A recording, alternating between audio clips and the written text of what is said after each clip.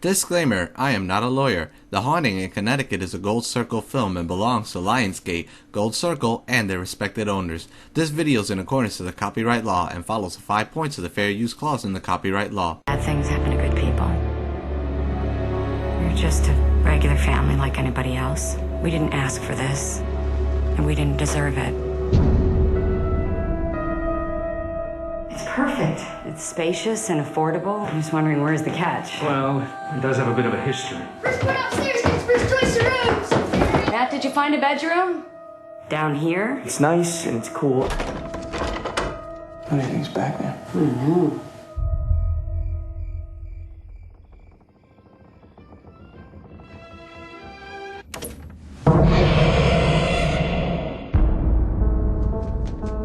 know. Matt? Who put these things under the floorboards? I've seen this kid almost every day since we've been here. You're scaring me. We'll join the club.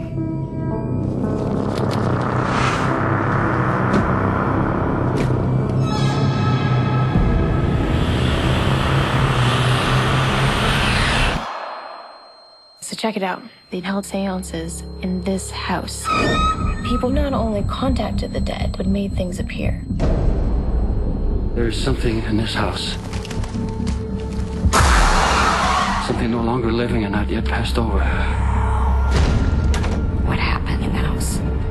Something evil. And it wants your son.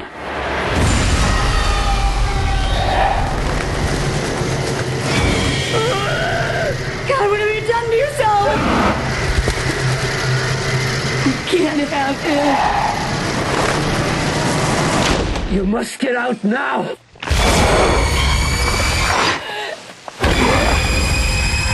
Matt! I have to get my son!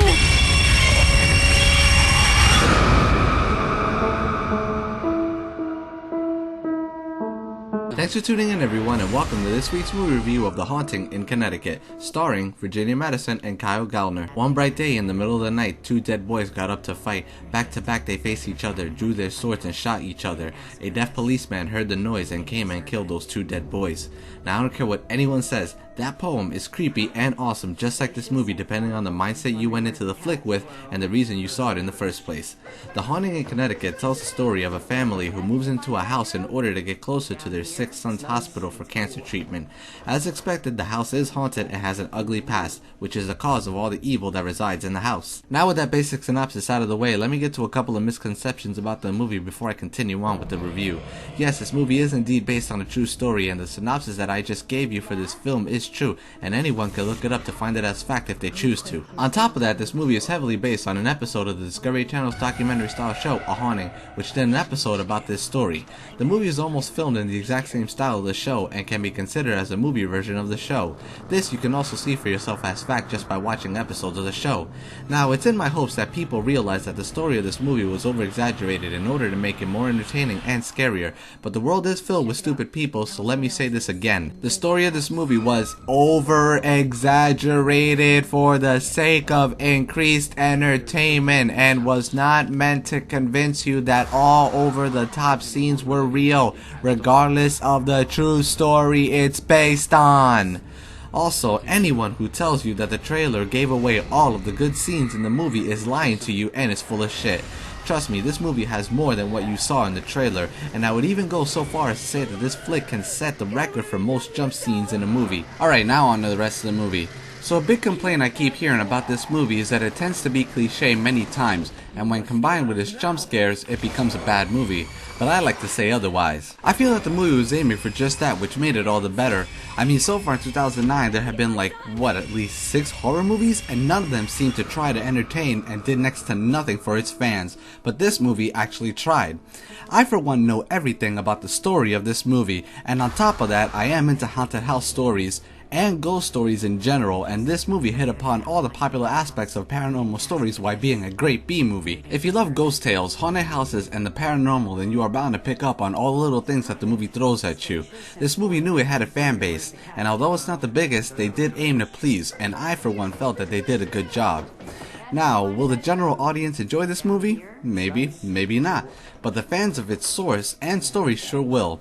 Also, take note that I said that this movie is a B movie, meaning that it's filled with cliches, cheesy dialogues at times, and over-the-top moments which are all done on purpose. I mean, this movie isn't trying to be The Exorcist or some flick that'll make you question life and its true horrors. If you're expecting that, then I suggest that you skip on this flick, so you save yourself from frustration later on. Instead, this movie aims to make you jump with loud noises and entertains you by ways of many upon many ghostly and ghastly moments. Now I know that some may be saying that startling someone with noise isn't scaring someone, and this is a haunted house movie, but I would argue that movies that aim to be scary rarely are. I mean, I have great respect for iconic horror movies such as Halloween or Silence of the Lambs, but let's face it, those movies don't make anyone jump. Yes, sure, if you think about it, the movies can be scary with its take on true horror, but they don't actually make you jump out of your seat. And damn it, I want to jump out of my seat in a movie, and this movie did it! Yes, loud noises aren't really scary, but they can make you jump, and that's why I go to scary movies, to be startled, scared, and end up jumping from my seat. Are loud noises a cheap trick for this? Yeah, they are. But it does get the job done, and that's what makes the movie all the more fun. I don't want to think or ponder with a movie like this. I just want to see paranormal related shit and jump out of my seat a couple of times during the movie, and it accomplished that. It's a fun, jumpy B movie, and you can't fault it or hate on it for being so. The movie, unlike the past horror movies of this year, doesn't advertise itself to be thought-provoking or the scariest flick you'll see this year. The rest of the cast do a good job with all their roles, but they are nothing noteworthy. Jump scares tend to be a bit predictable, but some of them do a good job of catching you off guard, even if it is a cheap way of getting a scare. Cinematography was also well done and made for a great screen version of the Discovery Channel show, A Haunting. Another thing worth noting is the overall look of the movie. I've always been tired of seeing horror movies where the houses looked fake and the families looked even worse. I've had debates with horror movie fans about what I consider to be one of the worst cliches in horror movies, which is the way the family or the main characters look like. Think back to every single horror movie that you've ever seen, and every single one has a cast of good-looking people who in reality would never resemble your average family. Let's take the remake of The Last House on the Left for example. Do you really think that the average family looks like a group of CK models? Do you really think that the average 30-something-year-old mother of a bunch of teenagers looks like she can pass for 18? I mean, I'm sorry, but that's a bunch of bullshit, and no normal family looks like a bunch of runway models. Luckily, this movie makes things refreshing by having a cast of people who really look like a fucking family. No one in this movie is a model, Virginia Madison looks like a mother of 3, and the son with cancer actually looks like a teenager with cancer. Oh my god, can you believe it? On top of that, the house actually looks creepy. It isn't over the top, and it actually looks like a creepy house that you would see in reality. I mean, I can't even count how many times I've seen houses that look exactly like the one in the movie, so it's nice to see a realistically creepy house come onto the silver screen. CGI was also toned down for this flick, and people in actual makeup were used, which was a nice breath of fresh air. Not only did the movie go for a more organic feel with their dead, but it was also well done to boot. In the end, the movie keeps true to its haunted house B-movie style and delivers a fun and jumpy time despite its obvious cliches. So if you want to be startled and just have some fun, check this movie out and I'm sure you'll have a good time. For the rest, skip on this movie as it's aimed for its fans. The Haunting in Conneticut gets an 8 out of 10.